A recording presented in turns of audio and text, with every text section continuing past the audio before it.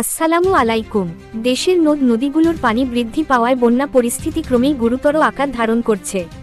পদ্মা, যমুনা, ব্রহ্মপুত্র এবং গঙ্গা নদীর পানি বিপদসীমার কাছাকাছি বা এর ওপর দিয়ে প্রবাহিত হচ্ছে।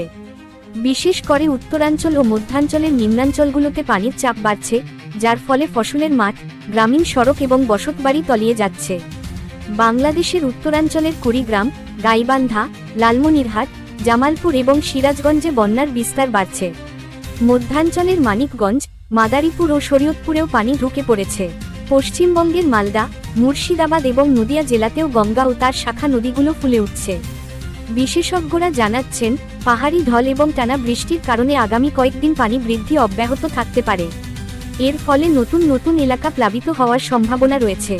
একই সঙ্গে ভাঙনও তীব্র হতে পারে, যা বসতবাড়ি ও কৃষি জমির বড় ক্ষতির কারণ হতে পারে। সবাইকে সতর্ক থাকার পাশাপাশি প্রয়োজনীয় জিনিসপত্র নিরাপদ স্থানে সরিয়ে নেওয়ার আহ্বান জানানো হচ্ছে।